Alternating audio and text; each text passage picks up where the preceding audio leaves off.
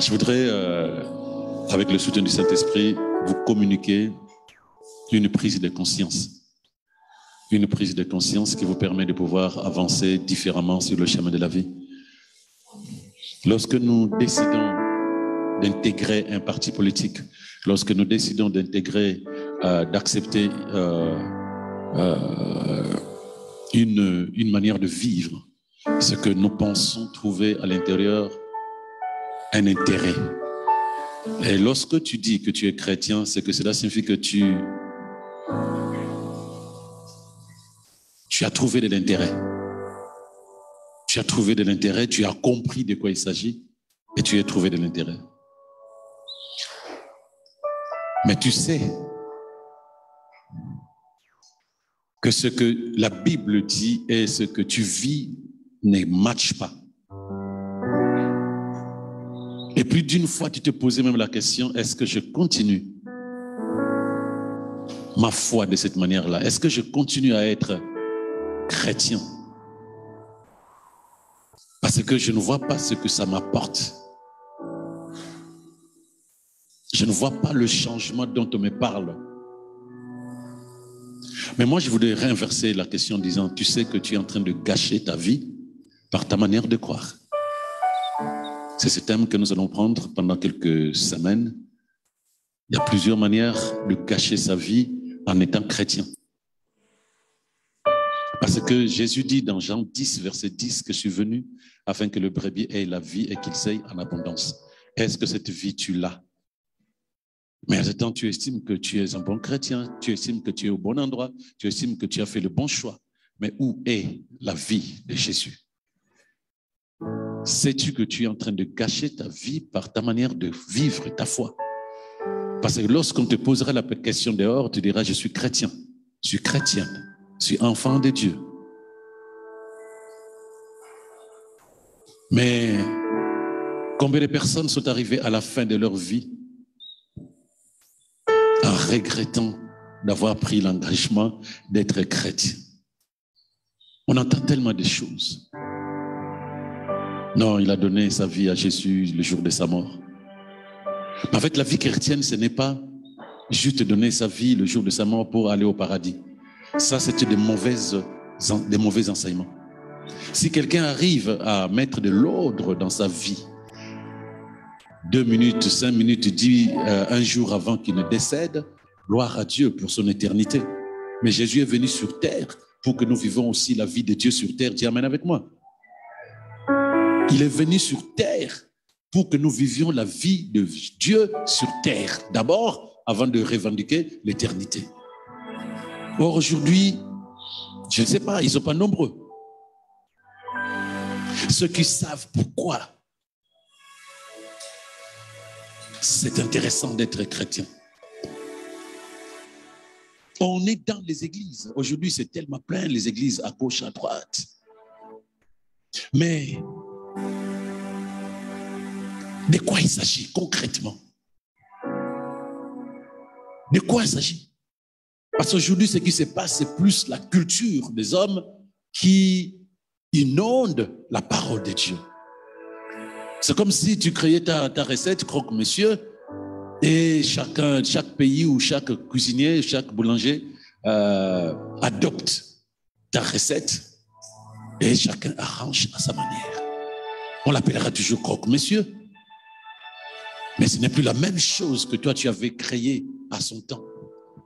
Aujourd'hui, c'est plus la culture qui s'impose dans les églises, dans la manière de croire. Or, lorsque tu ne fais pas les choses telles que le concepteur l'a décidé, tu es en train de tout gâcher. Lorsque tu te lèves le matin et que tu prends une voiture manuelle, on te dit avant de changer de vitesse, il faut appuyer sur l'embrayage. Toi, tu ne veux pas appuyer sur l'embrayage, tu vas casser la voiture. On dira, tu es en train de gâcher ta voiture. Lorsque tu prends quelque chose, tu prends et tu dois marcher, tu dois fonctionner, tu dois faire fonctionner l'appareil selon les principes du créateur, du concepteur, du fabricant. Ta vie n'est pas la tienne, c'est Dieu qui t'a créé. Mais qu'est-ce qu'il a voulu en te créant? Ésaïe 43, il dit que le peuple que je me suis façonné, le peuple que je me suis créé, va publier mes louanges. Ésaïe 43, verset 21. Il dit, le peuple que je me suis créé va publier mes louanges. En français courant, il dit, et ce peuple que j'ai formé dira pourquoi il me loue. Ce peuple que je me suis formé dira pourquoi il me loue. Louer quelqu'un, c'est dire combien il est bon, il est merveilleux, il a fait des choses dans ta vie. Si je te posais la question, dis-moi ce que Dieu a fait dans ta vie, tu vas citer des choses religieuses. Des choses religieuses, c'est-à-dire que des choses qui ne sont pas forcément des choses auxquelles tu crois toi-même. Tu n'es pas forcément convaincu que c'est ça. Mais lui, il dit, j'ai formé ce peuple, il dira, pourquoi il me loue?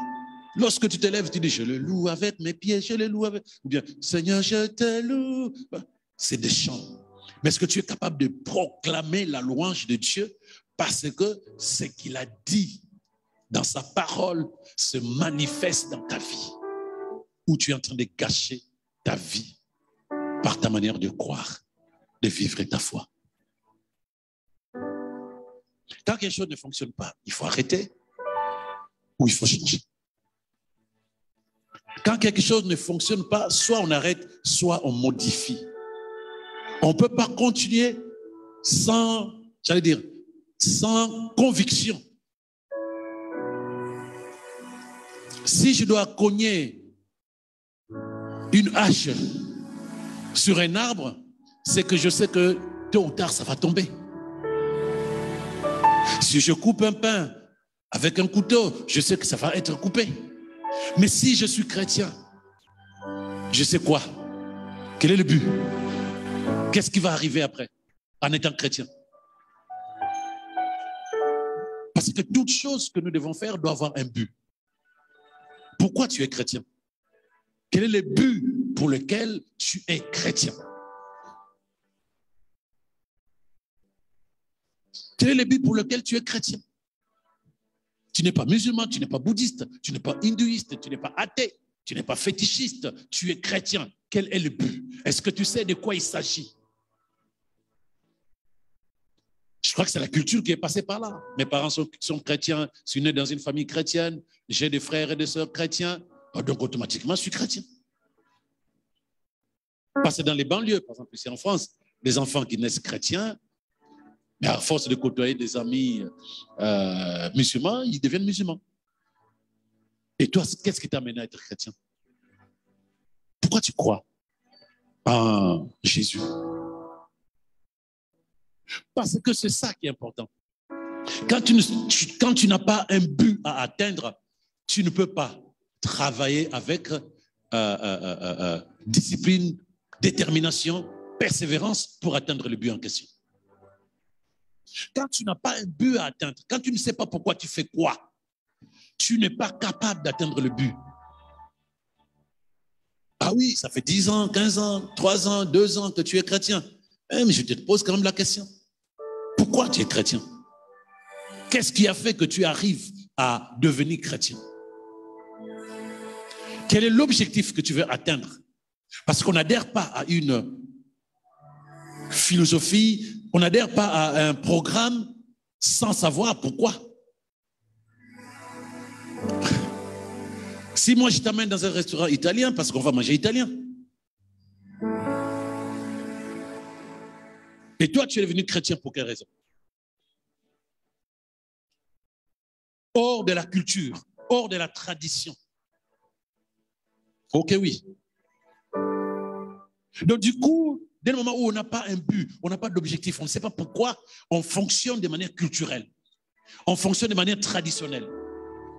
On fonctionne de manière formaliste. Donc on se dit, c'est comme ça, allons-y. Et ça fonctionne parfois. On devient être très intellectuel. On commence à connaître plein de versets. On commence à adopter une certaine manière de vivre comme les chrétiens. Mais être chrétien, ce n'est pas une manière de vivre seulement, mais c'est une vie.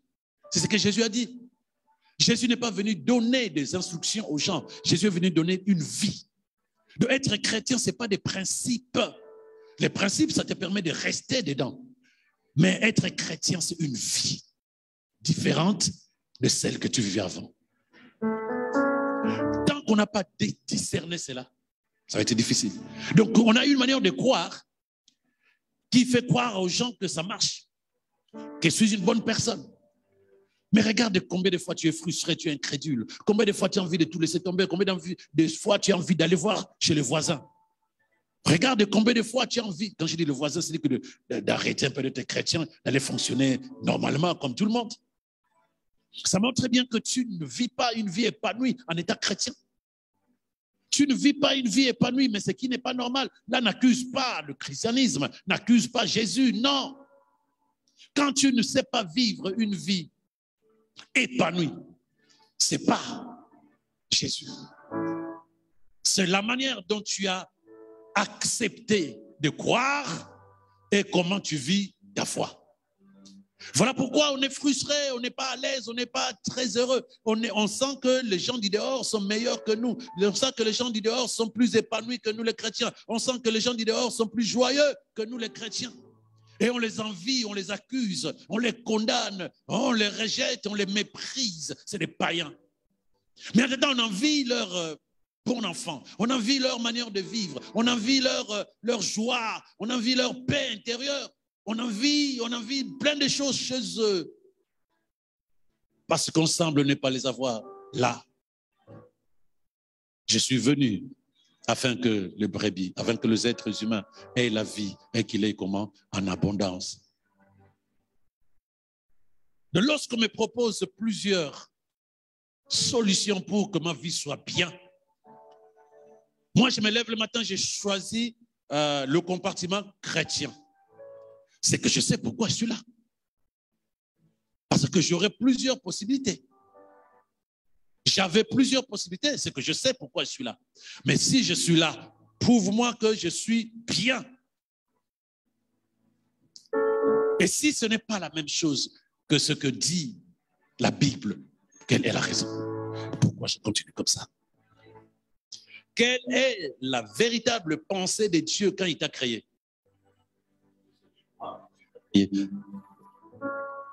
Quelle est la vraie pensée de Dieu quand il t'a créé? Remets tout ça en place. Ne faisons plus juste pour faire. Vous avez quitté vos maisons, nous avons quitté nos maisons, nous sommes venus pour que nous célébrons Dieu. Nous l'adorons.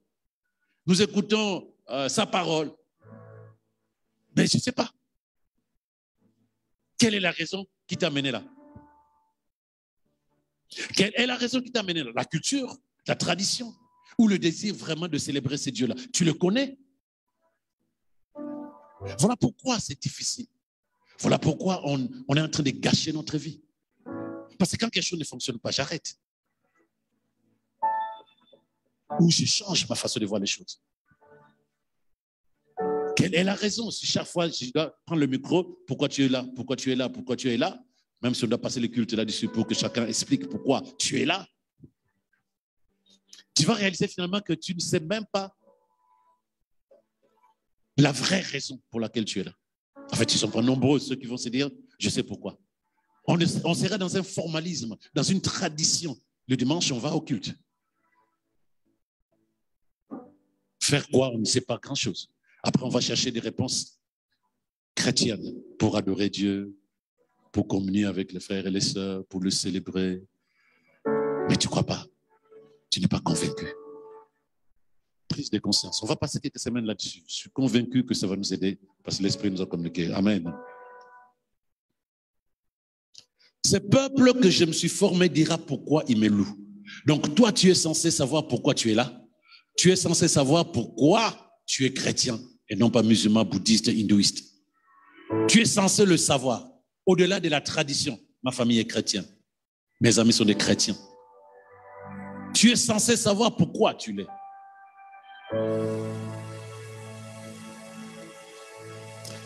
Quelle est ta compréhension de la vie et de ta foi chrétienne? Quelle est ta compréhension?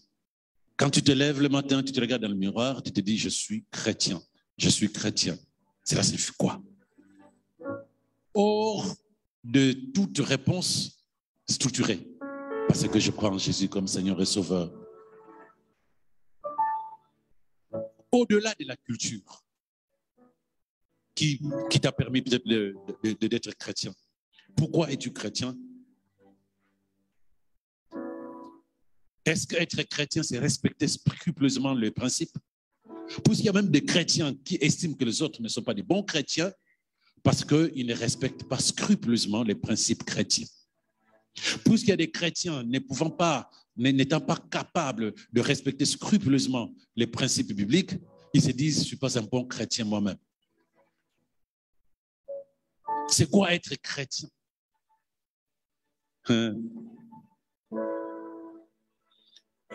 Est-ce que c'est seulement connaître la doctrine chrétienne qui fait de toi un chrétien? Moi, j'ai connu un monsieur qui faisait des conférences partout. Il cherchait des chrétiens pour débattre avec eux. Lui-même était un musulman. Mais il cherchait des chrétiens pour débattre sur la Bible. Il connaissait la Bible mieux que certains chrétiens. Mais ce n'est pas pour se convertir. Il connaissait la doctrine chrétienne mieux que certains chrétiens. Mais ce n'était pas pour se convertir. C'était pour débattre et contredire le chrétien sur leur propre livre. Moi, je connais, en tout cas, à 60% le Coran, 60-65%, pourquoi pas. Mais ce n'est pas ça qui fait de moi un musulman. De la connaissance des versets bibliques, la connaissance de la doctrine chrétienne ne fait pas de toi un chrétien. C'est ça la vérité. Ça ne fait pas de toi un chrétien, je suis désolé. Le respect scrupuleux des principes bibliques ne fait pas de toi un chrétien non plus. Ok, oui. Est-ce que nous sommes ensemble? Non, ce n'est pas méchant, c'est pour que demain, ça soit mieux qu'aujourd'hui et qu'hier. Donc, remettons les choses à plat. Disons Amen. Non, c'est pas oh. Pourquoi il dit ça? Et une de mes filles qui m'a dit, mais Adenofa, tu parlais de quoi? T'inquiète, c'est dans les bons termes. Elle m'a dit, le jour où on a parlé des chrétiens incrédules, elle me dit, c'était trop dur. Elle dit, mais si, quand l'esprit veut nettoyer, c'est dur, c'est comme une plaie. Pour que la plaie soit bien soignée, il faut faire mal d'abord, ensuite, progressivement, ça va bien cicatriser. Si on doit te prouver, tout à l'heure, j'ai regardé un prophète qui prêchait, mais si c'est juste de te dire que ton fils s'appelle Jacques, oui, ton fils s'appelle Jacques, oui, Jack is your son, yes. Nous bénissons le Seigneur. Une vie a un but. Quel est le but de ta vie? Je dis, on va passer quelques semaines là-dessus. Donc, sois vraiment bien prêt, mais comprends d'abord ce que je suis en train de dire maintenant. Une vie a un but. Quel est le but de ta vie? Quel est le but de ta vie? C'est-à-dire que quand tu te lèves le matin, tu sais. Ceux qui travaillent, quand ils se lèvent le matin, ils ont un but, aller au travail. Peut-être que c'est devenu automatique. Mais pose la question, pourquoi Dieu m'a créé? Vous savez, il y a quelque chose que j'ai découvert, ça fait triste quand je pense à ça maintenant. Quel est le but pour lequel nous cherchons des enfants? Une femme qui n'a pas d'enfant est malheureuse. Mais quel est le but pour lequel nous cherchons des enfants?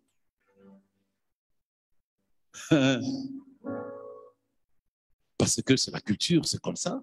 Un homme qui se marie, une femme qui se marie doit avoir des enfants, c'est comme ça. Sans but. En fait, il n'y a pas de but, il n'y en a pas.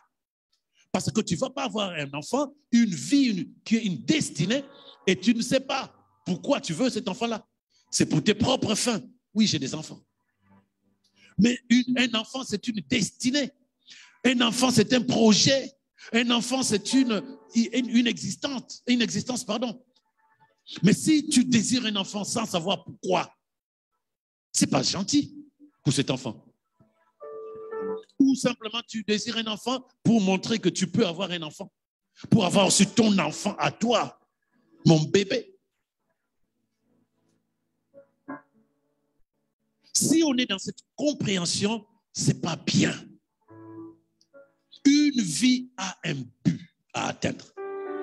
Ta vie à toi, bien aimé, que tu aies 90 ans, que tu aies 5 ans, tu dois savoir que Dieu, en te créant, a mis sur toi un objectif à atteindre, un but à atteindre, et que tu dois te remettre en question pour retrouver le but pour lequel tu es là. Il a dit, Ésaïe 43, moi je me suis créé un peuple, et c'est eux-mêmes qui vous diront pourquoi ils me louent. C'est-à-dire, nous sommes appelés à être des instruments qui glorifient Dieu dans notre façon de vivre et d'être et d'exister.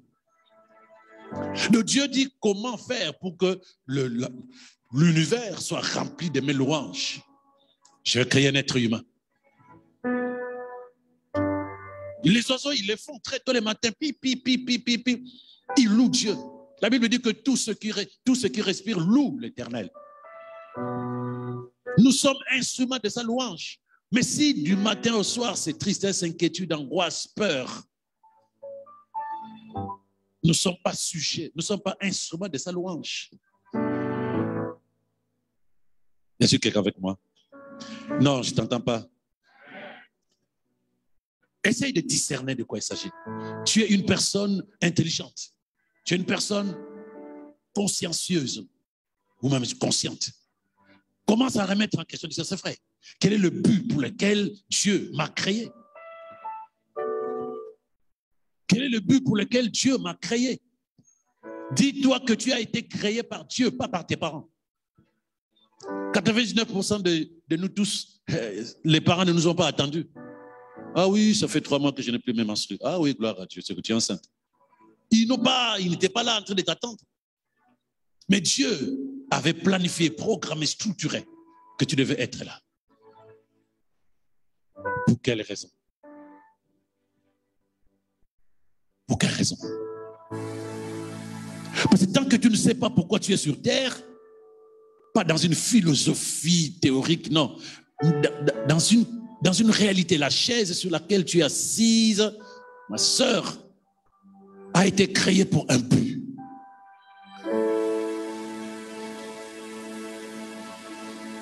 Les chaussures que tu portes ont été créées, façonnées pour un but. Tout ce qui est créé, c'est pour un but. Donc, si tu dis j'ai été créé par Dieu, c'est pour un but. Lequel? Quel est le but fixé par ton Créateur?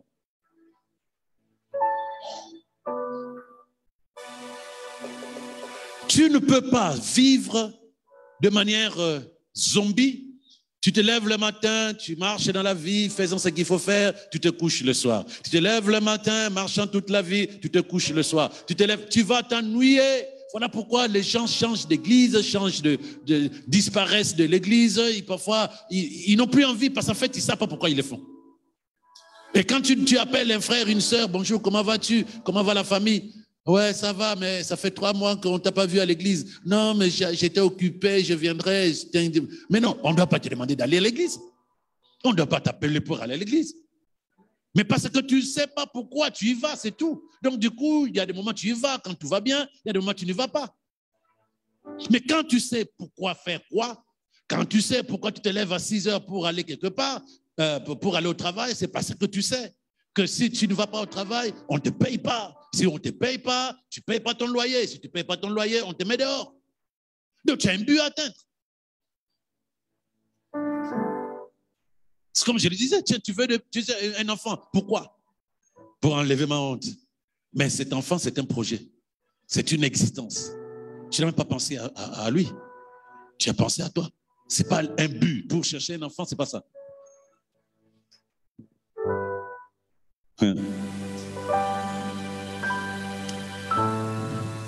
Lisons dans Romains 8, verset 18, 19. Donc, tu es en train de gâcher ta vie par cette manière de vivre ta foi.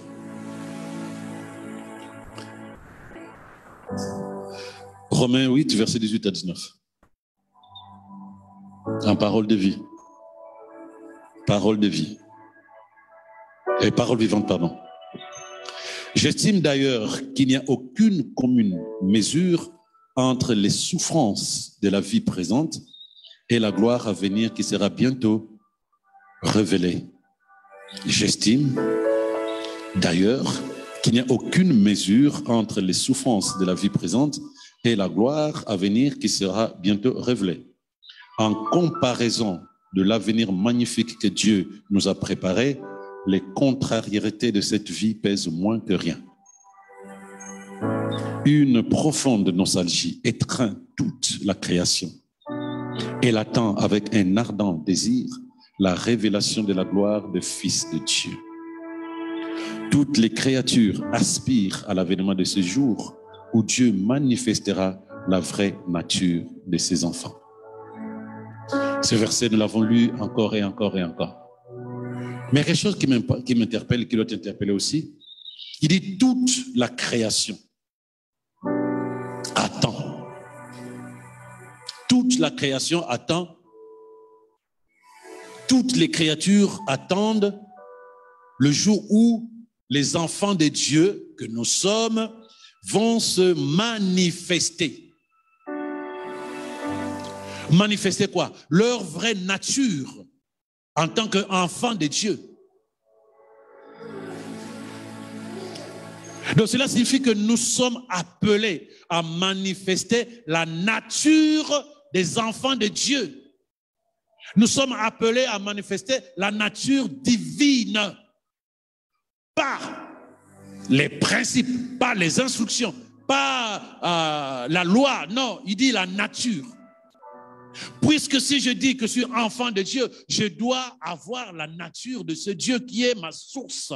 Or, aujourd'hui, nous sommes des humains pleins de versets bibliques et imbus de principes chrétiens qui n'opèrent même pas dans ce qu'on appelle la nature divine. Y a-t-il quelqu'un qui m'entend? La création attend avec un ardent désir que les enfants de Dieu se manifestent. Dis amen avec moi.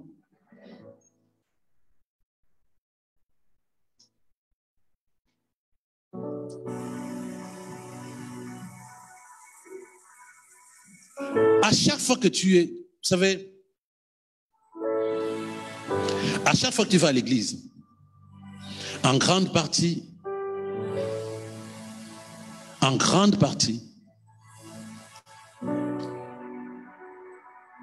les chrétiens dans les églises ne savent pas, je les reviens, pourquoi ils sont là. Mais si tu remets de l'ordre dans ta façon de croire, tu seras capable de pouvoir dire, maintenant je sais pourquoi et je sais où je vais, ce que je dois atteindre. Parce qu'aujourd'hui, ils ne sont pas nombreux ceux qui attendent la manifestation de la nature de Dieu, la nature spirituelle de Dieu chez les humains. Oui, c'est de ça qu'il s'agit. La nature de Dieu, c'est ça, c'est le spirituel qui va dominer sur l'humain. Le spirituel qui doit dominer sur l'humain. Mais on n'a même plus le temps de comprendre des versets comme ça. On se dit, ça va. Et quand on sent que ça ne va pas, on se dit, au ciel, au moins, nous serons couronnés. Si Jésus pensait que c'est plus intéressant pour toi d'aller au ciel, il t'aurait amené le jour où tu es né de nouveau. Mais il est venu, il a dit, je suis venu. Sous-entendu, sur cette terre, afin que les êtres humains aient la vie de Dieu et qu'il ait en abondance. Donc, si nous sommes conscients de cette réalité spirituelle, nous devons nous attendre, nous devons chercher, nous devons nous poser la question, comment arriver à ça? Et non pas juste vivre dans la culture chrétienne. Vous savez, je vais vous faire un très rapide cours de théologie. Quand Jésus a laissé l'église à Pierre, l'église n'avait pas de dénomination, c'était l'église de Jésus. C'était les enseignements de Jésus, christianisme. Après, c'est devenu catholicisme. Les catholiques, prêtres et tout ça. Et ensuite, c'est devenu, en fait, ça s'est séparé entre le catholicisme et le protestantisme. Je ne sais pas si, voilà. Le protestantisme, en fait, c'est deux moines catholiques qui se sont rebellés contre le pape parce qu'ils estimaient que les enseignements que le pape donnait n'étaient pas des bons enseignements.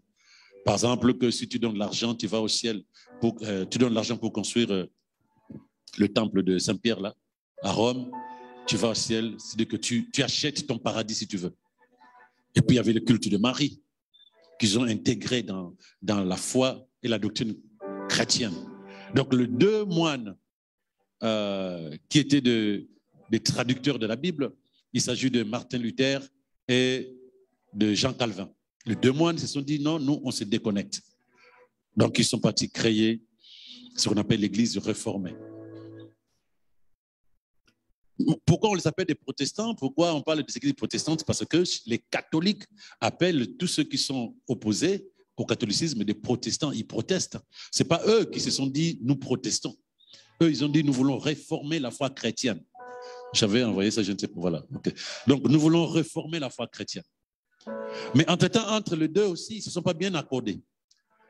Donc, on a eu le luthérisme, les luthériens, vous connaissez ces églises-là, et les calvinismes. Les calvinistes, il y en a aussi plein. L'être humain n'est jamais satisfait. L'être humain intègre toujours sa culture dans la parole de Dieu. Même du temps de Jésus, la loi de Moïse était séparée en deux. Il y avait les Sadducéens et il y avait les pharisiens. Donc il y avait deux dénominations aussi du temps de Jésus, rien que dans la foi juive. Donc, après Jésus, il y a eu le catholicisme, le protestantisme, séparés en deux, le luthérisme et le calvinisme. Donc tu as le luthérisme, eux, ils reposent sur l'idée que l'âme de l'homme, marquée par le péché originel, n'est sauvée que par la seule grâce de Dieu. Les calvinistes, ils disent quoi? Que tout a été prédestiné. Tu fais tout ce que tu veux, c'est comme ça. Tout a été prédestiné. Donc, tu peux prier comme tu veux, prédestiné. Si Dieu a voulu que tu sois sauvé, tu seras sauvé. Si tu ne peux pas être sauvé, tu peux tout faire, tu ne seras jamais sauvé. Mais ils disent aussi que pour obtenir le salut de l'âme, le croyant doit appliquer l'enseignement de Jésus scrupuleusement tel que c'est exposé dans la Bible. Tu respectes la loi, tu es sauvé. Tu respectes scrupuleusement les principes de la Bible, tu es sauvé. Luther lui dit, c'est la grâce. Donc, les deux fondateurs du protestantisme n'étaient plus d'accord. Chacun avait son regard, sa culture. Ensuite, il y a les pentecôtistes. Les pentecôtistes, eux, ils se sont dit, nous, c'est le jour de la Pentecôte, le jour où les disciples ont reçu le Saint-Esprit. Donc, baptême du Saint-Esprit, parler en langue. Le pentecôtisme. Je vais te dire pourquoi je t'en parle. Ensuite, tu as les évangéliques. Les évangéliques qui sont des filles du pentecôtisme. Eux, c'est quoi? C'est évangéliser, nouvelle naissance, born again. Donc, nouvelle naissance, il faut que tu naisses de nouveau. En des temps, ils ont amené aussi une partie de ce que leur mère leur a proposé, le Saint-Esprit et le parler en langue. Voilà pourquoi dans beaucoup d'églises évangéliques, ils oublient même. On prie le Saint-Esprit. On prie le Saint-Esprit. Je peux même aller très loin. Je t'avais envoyé ça. Tu as les baptistes, les anabaptistes, tu as les adventistes, eux, ils ne parlent que de l'enlèvement, les adventistes. Ils ne parlent que de l'enlèvement. Donc là, c'est l'enlèvement. Donc quand tu es là-bas, enlèvement. Tu as les baptistes, tu as... Oui, et les autres. Tu as... Bon, je ne l'ai pas là, sinon je citais. Je vais t'expliquer pourquoi je t'en parle. Passe.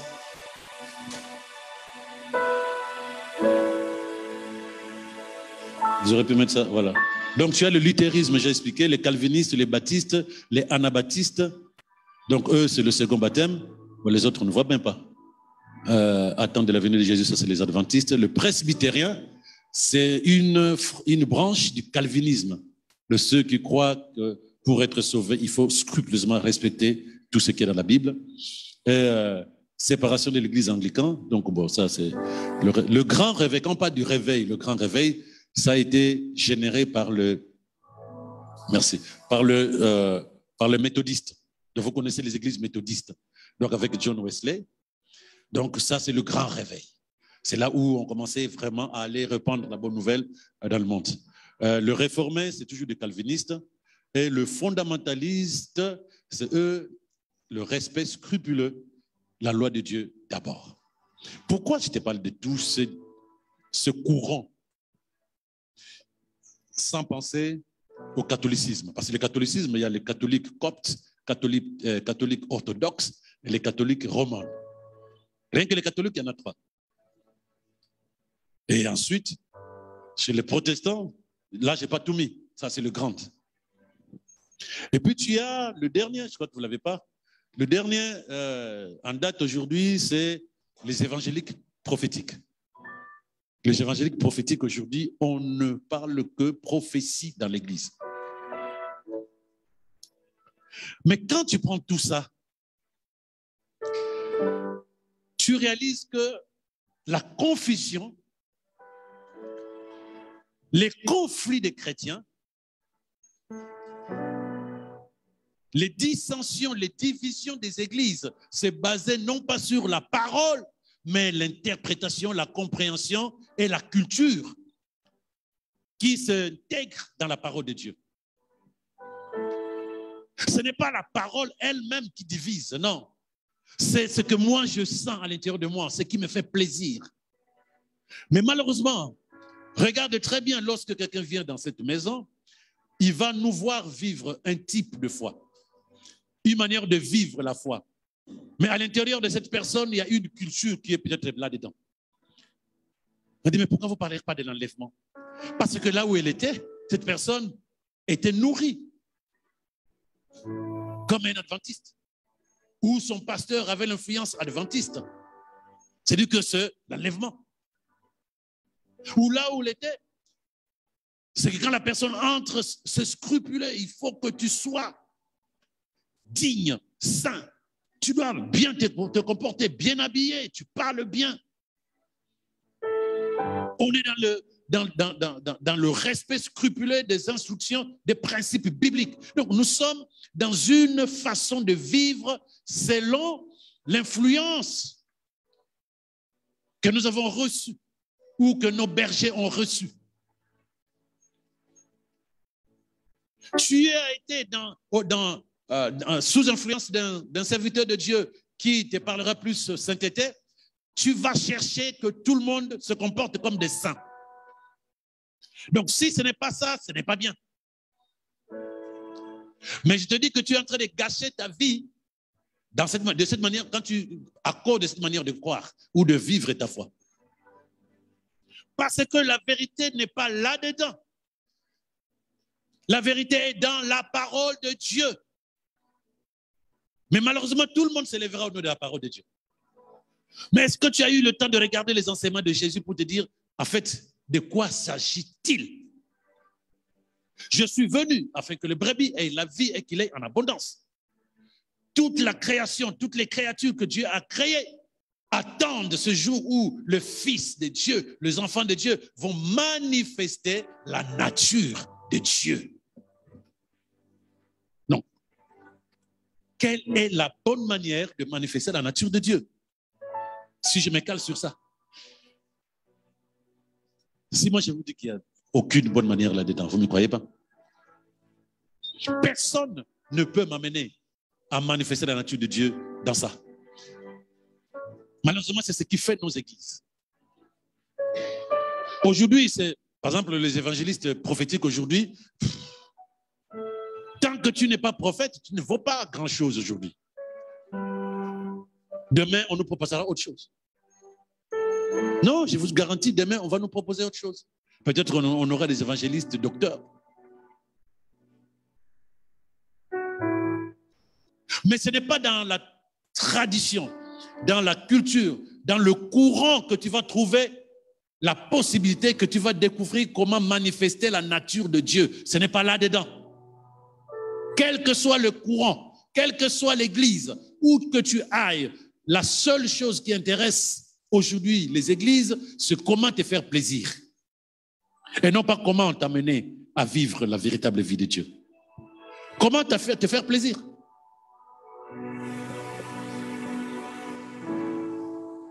Soit on est laxiste, soit on est extrémiste.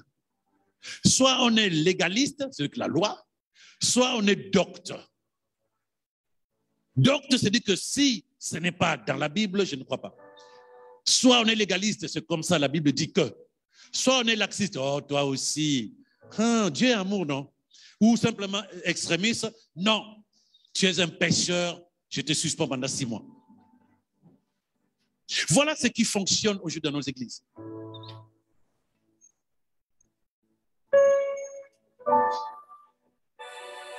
Mais lorsque tu te lèves, tu t'assois, tu te dis, waouh, quelle est, pas la vérité c'est la parole, quelle est la réalité de mon existence et comment faire pour que ce verset qu'on vient de lire soit ma vie, que les créatures aspirent à l'avènement de ce jour où Dieu va manifester la vraie nature de ses enfants. Pourquoi toute la création attend? Parce que, bien aimé, j'allais dire lundi jusqu'à samedi, le premier jour jusqu'au 5e jour, Dieu a créé des choses. Mais ces choses, il ne les a pas créées pour elles. Ces choses ont été créées pour le dernier des créatures qui s'appelle toi. Non, je ne t'ai pas entendu. Ces choses ont été créées pour la dernière créature de Dieu qui s'appelle l'être humain. Donc, tout ce que tu vois dehors, créé par Dieu, sont là parce que Dieu les a créés pour toi. N'oublie pas cela. Regarde, tu n'as pas ce verset, frère. Ésaïe 1, verset 2, je pense. Tu n'as pas ce verset. Tout ce que Dieu a créé a été créé pour l'homme. C'est-à-dire que Dieu se dit, il en aura besoin. La lune et les étoiles et le soleil te donnent le temps, les saisons. Les arbres te donnent des fruits à manger, les animaux, la viande, les poissons, voilà. Tout a été créé pour que tu sois à l'aise en tant qu'être humain. Voilà pourquoi Dieu a dit, domine tout ce qui est sur la terre, assujettis-le. Tu es l'autorité de tout ce que j'ai créé. Donc toute la création sait qui tu es. Toute la création sait qui tu es. Voilà. Lisons-les ensemble. Allez, on y va ensemble. Lisons-les ensemble. Ciel, écoute. Terre, prête l'oreille. C'est le Seigneur qui parle. Pourquoi il prend à témoin le ciel et la terre?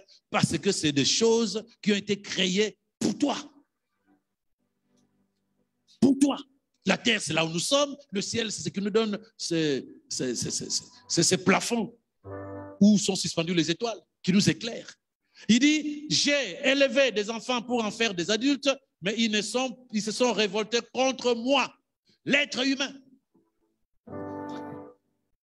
J'ai élevé, j'ai fait manger, j'ai nourri des enfants. Mais un beau matin, ils se sont révélés contre moi. Mais il prend la création à témoin.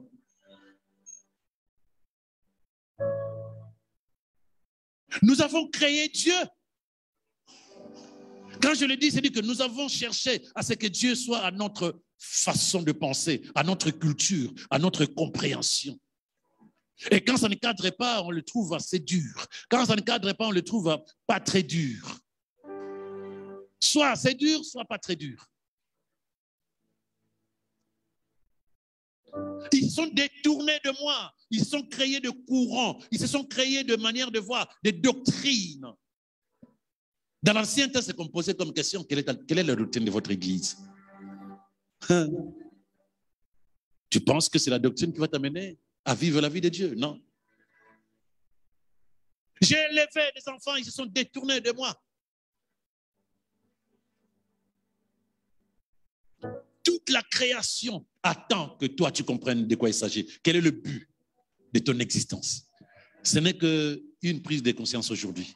On va passer quelques semaines là-dessus avec le même thème. Tu es en train de gâcher ta vie par ta manière de croire ou de vivre ta foi. Cela signifie simplement, commence à te poser la question et surtout, commence à remettre de l'ordre. On va reprendre le verset 20 de Romains 8, verset 20. Alléluia. Est-ce que nous sommes ensemble? Prise de conscience. Prise de conscience.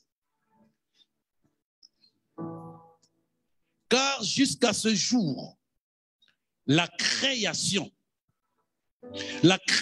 livrée au pouvoir du néant tourne à vide.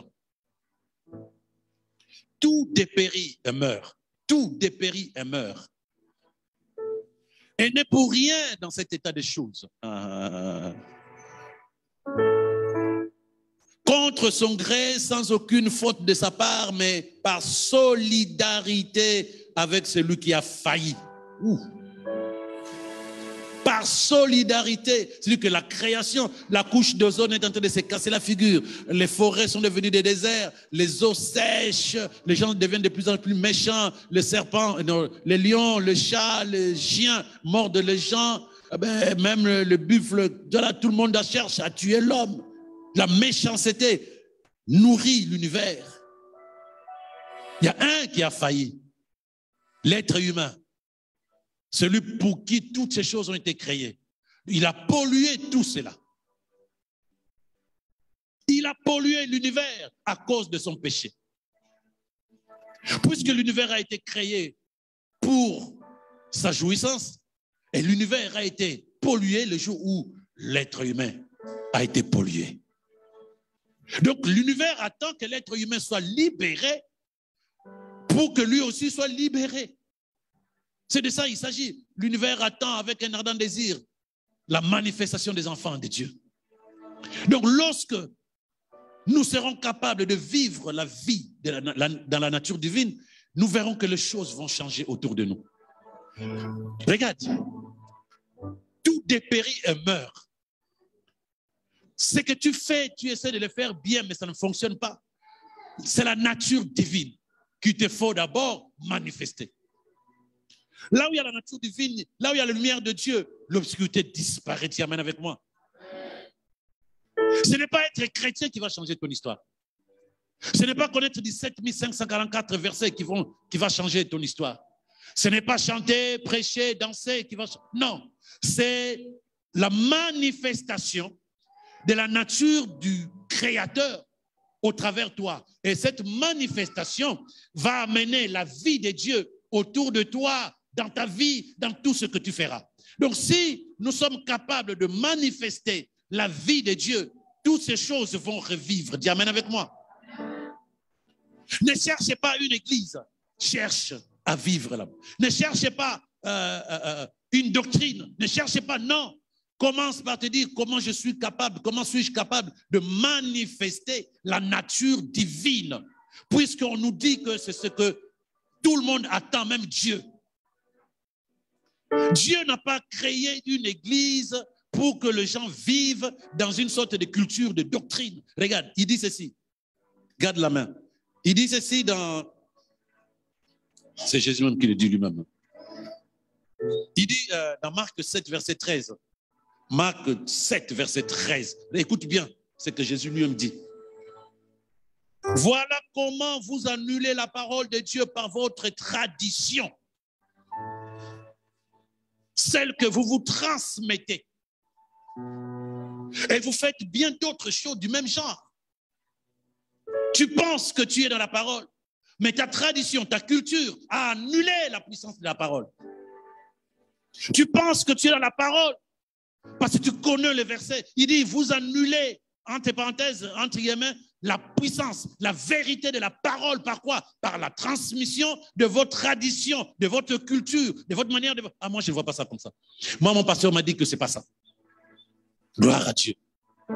Ça annule même ce qu'il y a derrière. Et vous faites encore pire que ça, bien d'autres choses du même genre. Il y a plus, ils ne sont pas nombreux ceux qui s'asseyent pour se dire, c'est quoi qu'il y a derrière? Non, ce qui m'importe, c'est qu'on me dit, tant que ça fait du bien à mon âme, ça me va. Mais on attend que tu vives la nature divine. C'est tellement improbable que les gens ne savent même pas de quoi je parle. Vivre la nature de Dieu, c'est quoi? Mais regarde Jésus, c'était un être humain comme toi et moi, mais il vivait la nature divine sur terre. C'est-à-dire, il fonctionnait plus en esprit qu'en chair, qu'en esprit qu'en humain. Mais il était humain.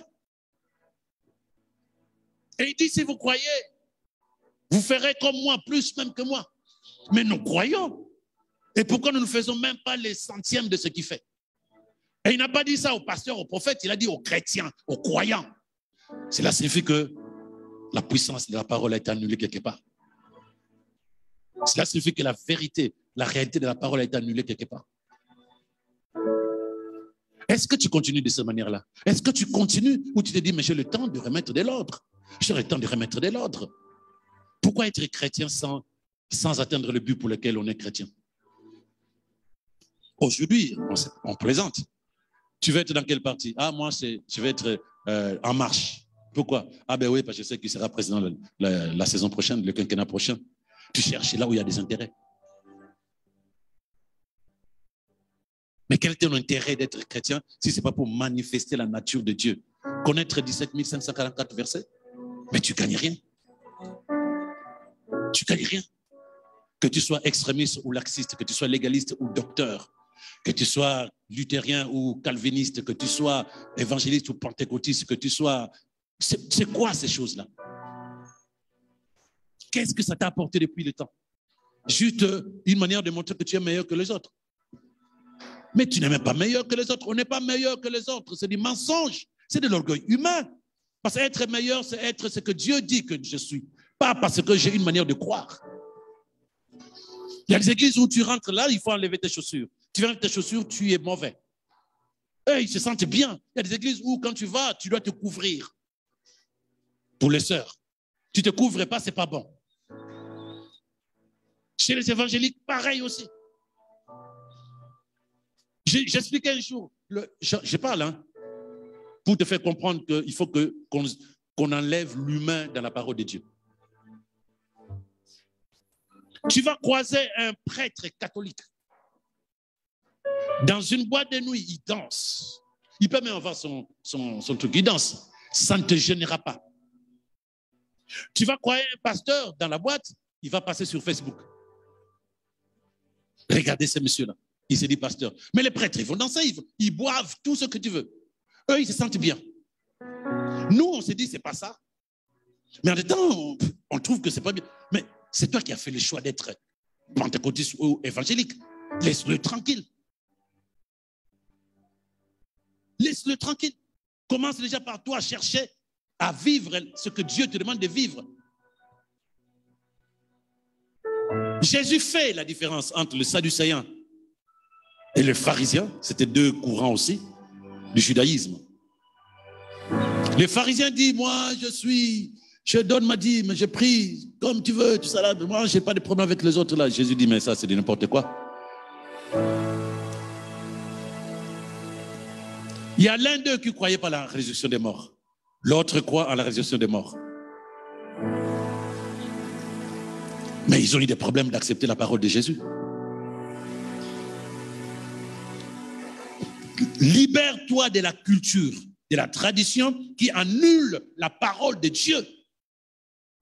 Libère-toi de la manière de voir les choses, de manière, c'est ça que je veux. Mais c'est ça que tu veux, ça te change ou pas?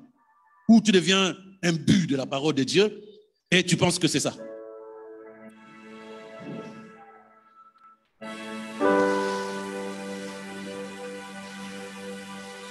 « 2 Timothée 4, verset 3 à 5.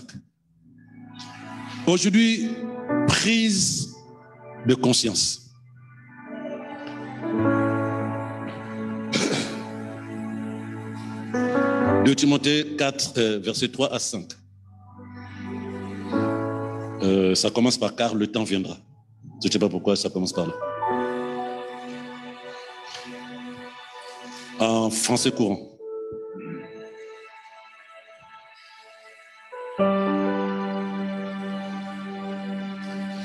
Car le temps viendra où les gens ne voudront plus écouter le véritable enseignement.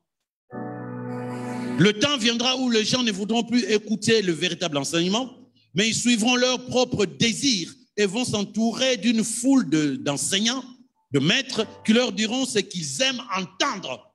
C'est ce qui se passe aujourd'hui. Les gens, ils vont l'église qui est plus pleine que la nôtre, c'est là où le pasteur parle de ce qui intéresse les gens. Qui m'a fait ça? Pourquoi je ne me mets pas au monde? Pourquoi je ne me marie pas? Qui a fait que je divorce? Pourquoi je ne trouve pas de travail? Qui m'a mis cette maladie dans mon corps? C'est ça qui intéresse les gens. Donc, tout le culte, le pasteur doit rendre ministère en proclamant des prophéties sur toi parce que tu ne veux plus fournir des efforts d'aller chercher la nourriture dans la parole de Dieu, mais tu veux que quelqu'un parle pour toi en disant prophétise sur ma vie. Ouais, I tell you that you are a man of God. Yes, sir. On est dans une sorte de je ne sais pas comment il faut appeler ça, c'est même pas de la paresse, d'une dépendance. On ne dépend plus de Dieu, on dépend des êtres humains qui diront ce que nous avons envie d'entendre. Est-ce que tu as envie d'entendre ce que je te dis là? Ou tu as besoin que je te dise comment avoir de l'argent, comment être prospère, ou comment chasser un démon? Bon, ça c'est normal, c'est dans la Bible. Qu'est-ce que tu veux entendre? Parce que même si je te disais ça, tant que toi-même tu ne te connectes pas à la source, c'est des mots. Mieux vaut chercher un coach. Parce qu'eux aussi, ils parlent à peu près comme ça. Mais nous, on t'amène dans la vérité spirituelle de ta vie. Pas dans le changement de ton intelligence. Je ne sais pas si vous comprenez ce que je dis là. Ils fermeront leurs oreilles à la vérité pour se tourner vers des légendes. Mais toi, garde la tête froide en toutes circonstances, supporte la souffrance, travaille activement à la diffusion de la bonne nouvelle et remplis ton devoir de serviteur de Dieu. Ne tombe pas dans les travers. Les gens veulent que tu leur parles de ce qui les intéresse. Annonce la bonne nouvelle. Bonne nouvelle signifie qu'une autre vie est possible. C'est ça la bonne nouvelle. Si d'ici 5 ans, tu es toujours pareil, c'est que j'ai échoué moi. Est-ce que tu me suis? Si d'ici 5 ans, tu es toujours pareil, j'ai échoué.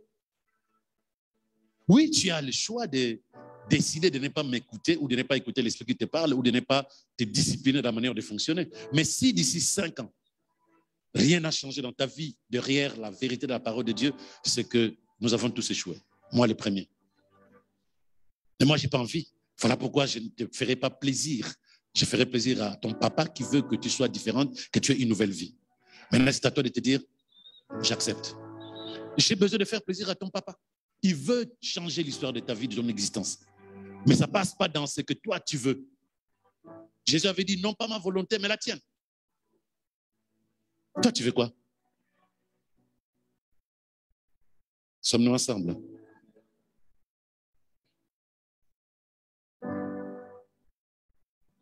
Tu dois te poser la question, quel est le but pour lequel Dieu m'a créé et pourquoi j'ai fait le choix d'être chrétien? Parce que les musulmans pensent que leur religion est meilleure. Les bouddhistes, pareil, les hindouistes, même ceux qui sont dans les sciences occultes, ils se disent, nous sommes au bon endroit. Mais toi, tu dis, je suis au bon endroit. Alors, prouve-moi que tu es au bon endroit. Il faut que toi, tu me prouves. Puisque la Bible dit que le peuple que Dieu s'est façonné dira lui-même pourquoi il loue Dieu. La vie que Jésus a sauvée devrait dire pourquoi elle est heureuse. Mais tu ne peux pas être chrétien sans savoir pourquoi. De temps en temps, tu pries. Mais tu n'es pas convaincu que ta prière fonctionne. Alors à ce moment-là, tu dépends des pasteurs, tu dépends des prophètes. Regardez sur WhatsApp combien de groupes de prière. Mais depuis que tu es dans les groupes de prière, dis-moi combien de choses ont changé dans ta vie. Regarde sur Facebook combien de pasteurs que tu suis. Mauvaise nouvelle, ce n'est pas là-bas qu'il faut chercher. Bonne nouvelle, remets de l'autre dans ce que Dieu attend de toi. Juste ça. Le verset 20, il dit, car jusqu'à ce jour, la création livrée au pouvoir du néant tourne à vide, tout périt.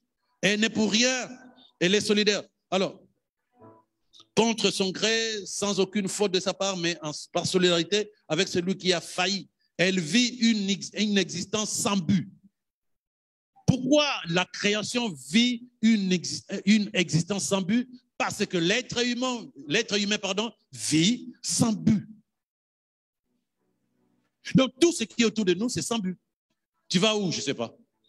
Si tu as 5 enfants, tu ne sais pas où tu vas, mais c'est toute ta famille qui ne sait pas où tu vas. Tout ce qui est derrière toi, ce n'est pas ta femme qui dira, moi je sais où je vais. Non, puisqu'elle doit te suivre. Ce n'est pas ton dernier gosse qui va dire, je sais où je vais. Non, puisque je dois suivre les parents. L'existence entière vit sans but. Pourquoi? Parce que l'être humain vit sans but. Elle garde néanmoins un espoir. Quel espoir? Verset 21. Elle aussi sera délivrée un jour de son asservissement aux puissances de mort. La tyrannie des perpétuels changements et les décadences inéluctables cesseront. Elle connaîtra la liberté dont les enfants de Dieu glorifiés jouiront. Attends. Dans la culture de courant que j'ai mis au tableau là, qui domine pratiquement les églises aujourd'hui, tu vois, vous aurez vu que dans nos églises, on prend un peu à gauche, on prend un peu à droite. C'est ce qui fait les églises aujourd'hui, dans tout ce qu'on a vu là. Les calvinistes, il y a un peu du calvinisme dans ces églises d'aujourd'hui, du luthérisme, il y a un peu des adventistes. En fait, tout est un peu mélangé aujourd'hui. Mais il dit quelque chose de très important. Elle connaîtra, je ne sais pas, de la création, la liberté dont les enfants de Dieu glorifiés vont jouir. Donc, en gros, un enfant de Dieu glorifié jouit d'une liberté qui fera que cette liberté va influencer toute la création. Quand Jésus dit, quand la Bible dit, crois en Jésus, tu seras sauvé, toi et ta famille, c'est une vérité puissante. Pourquoi? Parce que lorsque tu crois, lorsque tu exprimes la nature divine, tu influences tout ton environnement. Et ces gens-là ne peuvent pas dire qu'ils ne voient pas la lumière qui brille en toi. Ces gens-là ne peuvent pas dire qu'ils ne voient pas le changement puissant de ta vie. Tu ne vas pas leur forcer de venir à l'église. Donc quand il dit qu'un enfant de Dieu glorifié jouit d'une liberté, la création entière, commençons par nos familles, nos voisins, partout où nous sommes, ils voient une lumière. Et les gens marchent derrière ta lumière. C'est ce que dit la Bible. Et les gens marcheront, les peuples marcheront à ta lumière. Tu es comme un phare que tous les bateaux dans la nuit noire chercheront à atteindre. Ce n'est pas juste être dans une église, juste vivre une vie chrétienne, juste respecter 2-3 principes bibliques ou tous les principes bibliques. Non, manifester la nature divine. Est-ce que quelqu'un avec moi? C'est pas dur. Prise de conscience. Je répète, ta manière de croire risque de gâcher ta vie. Eh oui, tu penses bien faire, tu es sincère, mais c'est pas là-bas que Dieu nous attend. C'est plus simple que ça. C'est plus simple que ça. L'être humain a cette force de compliquer les choses. Et Dieu, dans son amour, allège pour que ça passe au gosier de tout le monde. Quelqu'un me suit? Le verset 22, nous le savons bien. Nous le savons bien. Verset 22, frère.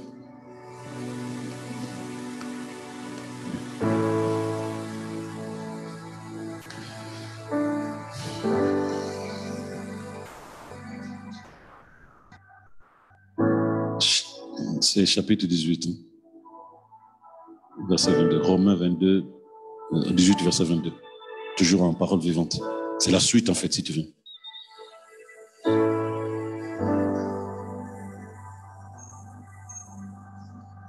Romains 18, verset 22. Ton agenda n'est pas à jour.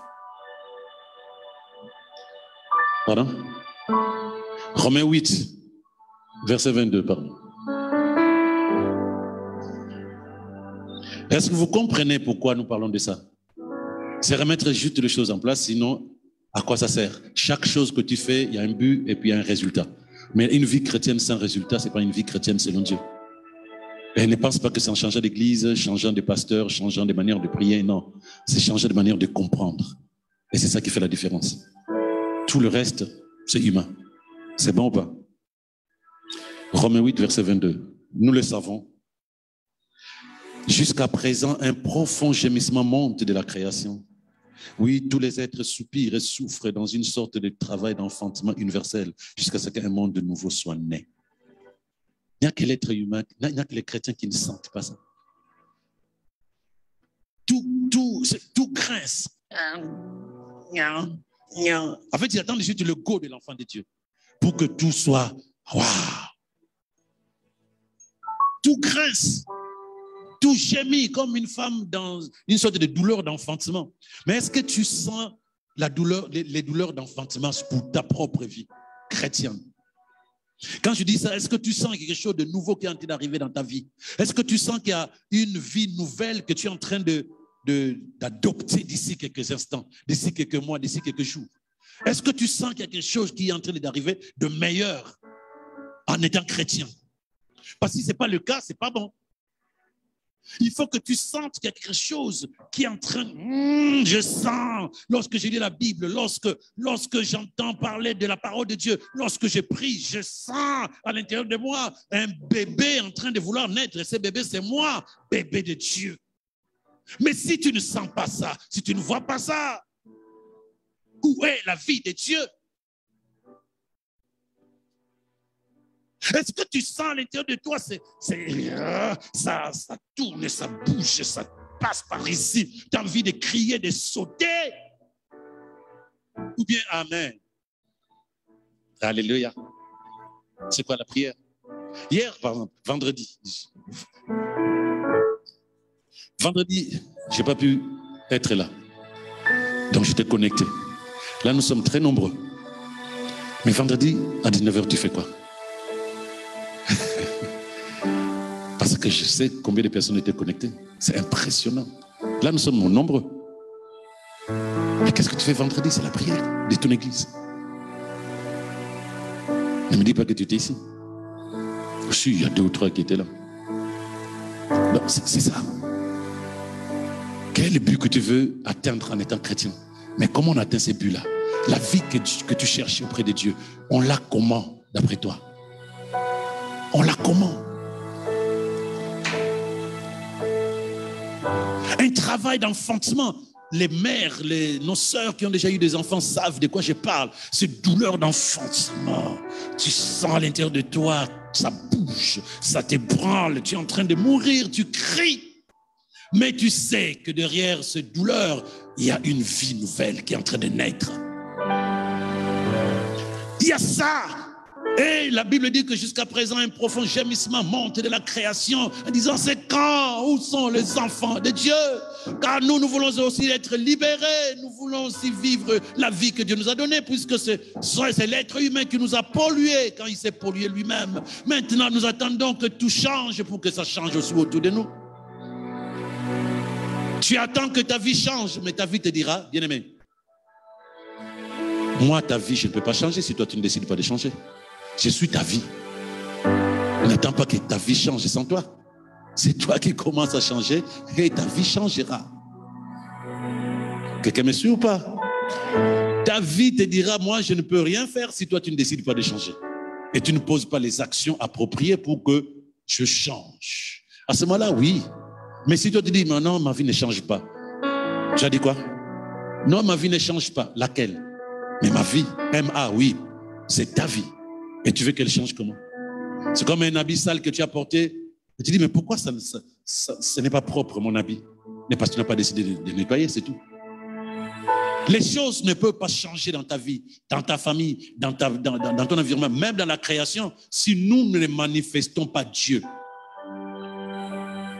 Si nous ne manifestons pas la nature divine. Et Dieu ne peut pas nous demander des choses compliquées. Dieu ne nous donne que des choses simples, qui sont digestes pour tout le monde. Bac plus 0, bac plus 50. Tu parles français ou non? Dieu dit, celui qui croit, de fleuves d'eau vive sortiront de son sein. Tu amènes avec moi? On va terminer sur ce verset, j'espère. En tout cas. Bon, je vais sur 2 versets. Ils ne sont pas seuls, verset 23. Ils ne sont pas seuls. Nous aussi, nous aussi, nous soupirons au plus profond de nous-mêmes et nous vivons dans une certaine tension, car nous avons seulement reçu, écoute bien ces versets, nous avons reçu l'Esprit divin comme un acompte. Donc que tu sois pentecôtiste, évangéliste, tout ce que tu veux, le Saint-Esprit n'est pas la finalité, c'est comme une sorte d'acompte.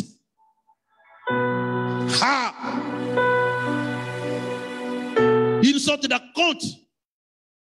Ce cadeau de bienvenue offert par Dieu nous donne un avant-goût de la gloire future.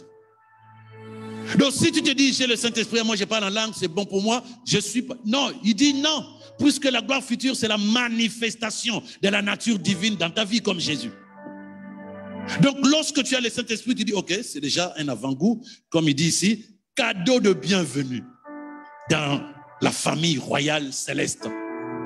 Maintenant, il attend que tu grandisses, que tu te développes, que tu te disciplines, que tu avances pour que ta vie manifeste la véritable nature de ton Créateur, de ta source qui est Dieu.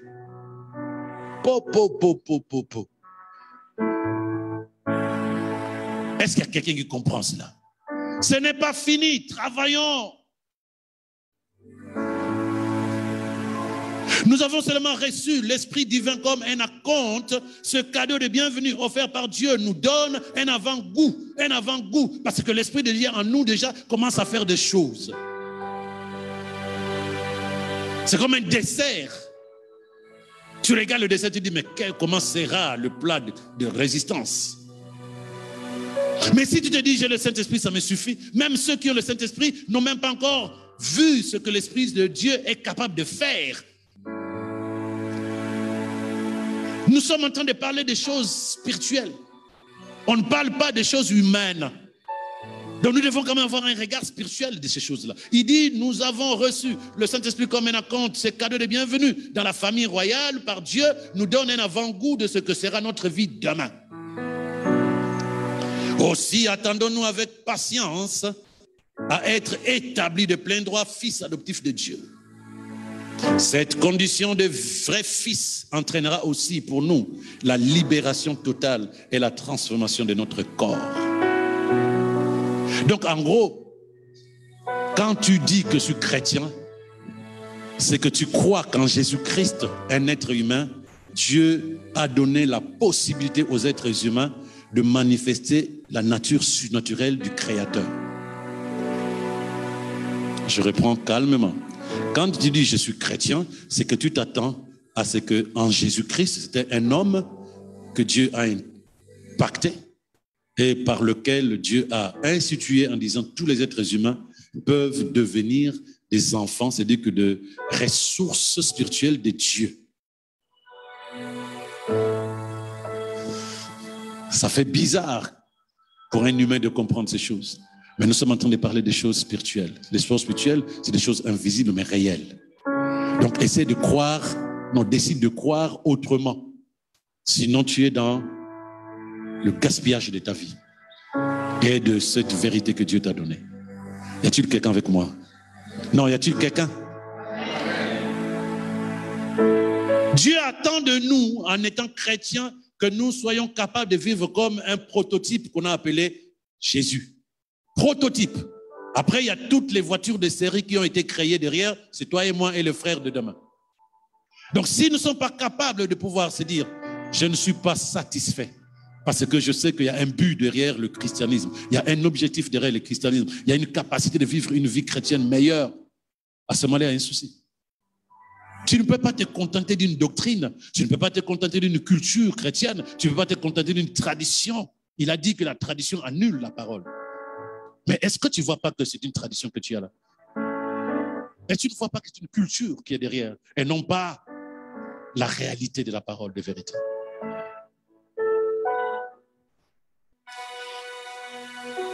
Et le 24, il dit, nous sommes bien sauvés dès à présent.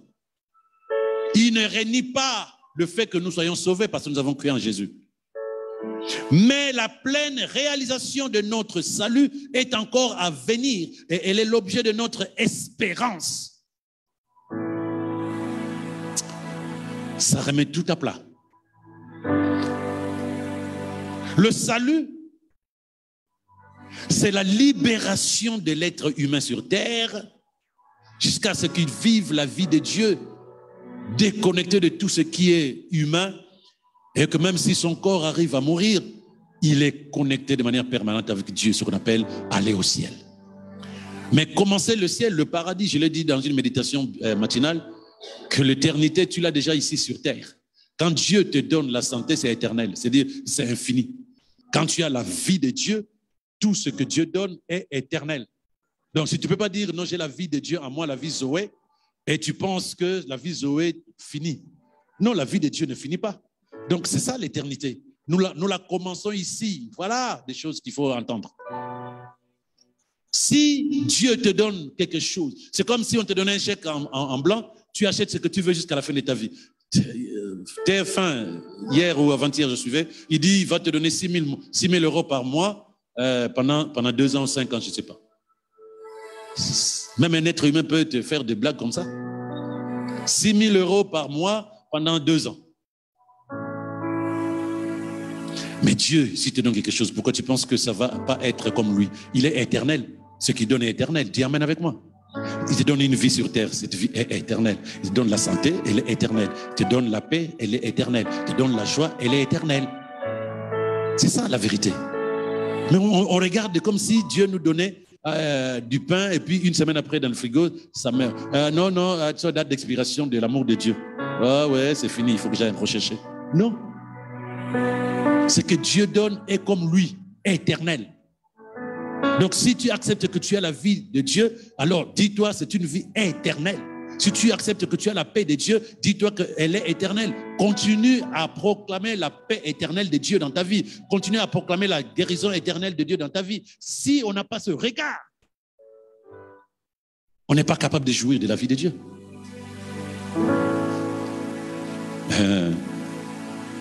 La pleine réalisation de notre salut est encore à venir. Elle est l'objet de notre espérance. Pourquoi nous espérons? Parce que nous savons que ce que Dieu donne est réel. Nous devons travailler. Et pourquoi je travaille? Parce que je crois. J'ai l'espérance que ça va se manifester. Pourquoi je touche, je continue à tourner? Parce que je sais que ça va se transformer. Pourquoi je faute? Parce que je sais que la tâche va partir. Mais je dois travailler de manière disciplinée, structurée, pour que la manifestation, la réalisation du salut soit effective. Mais qui dit espérance dit attente. Espérer s'oppose donc à posséder, avoir. En effet, ce que je vois réaliser, et j'ai encore besoin de l'espérer. Ça, j'en parlerai prochainement. 25, pour terminer. Espérer, c'est porter vers l'invisible.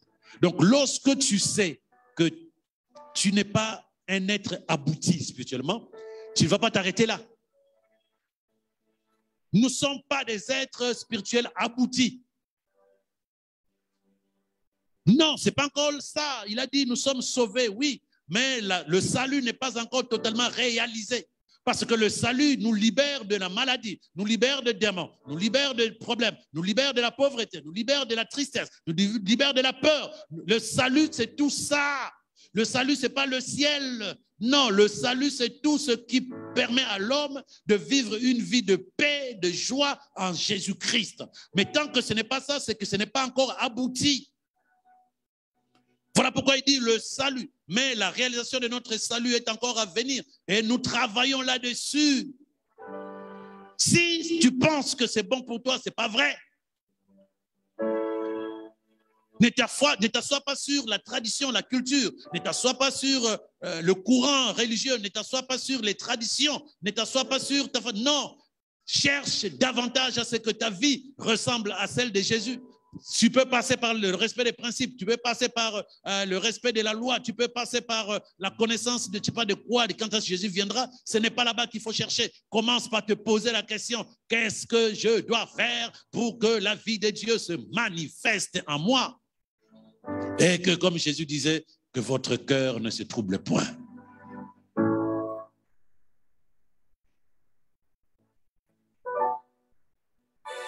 Nous attendons la réalisation de nos espérances avec la patience qui persévère en toute confiance.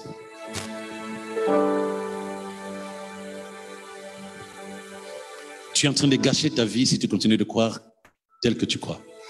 Et moi, j'ai cette responsabilité spirituelle de nous amener, bien-aimés du refuge, dans la réalité de ce que Dieu attend de nous.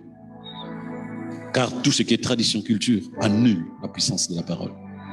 On pense bien faire, on pense qu'on est meilleur, on pense qu'on fait bien les choses, mais on n'est pas loin d'être pharisien ou sadducéen. Je ne brandirai pas une bannière d'une église, une bannière d'une confession, une bannière, non, tant que ce n'est pas ce que Dieu attend de moi. Tant que ce n'est pas ça, je ne veux pas me lever pour dire voilà ce qui est bon. Mais je veux plutôt m'atteler à manifester la vie de Dieu. Toute la création aspire, ta famille aspire, tes enfants aspirent, ton projet aspire, ta vie aspire à la manifestation de la vie, de la nature de Dieu en toi, pour que tout autour de toi crie gloire à Dieu. Est-ce que tu te lèves là où tu es?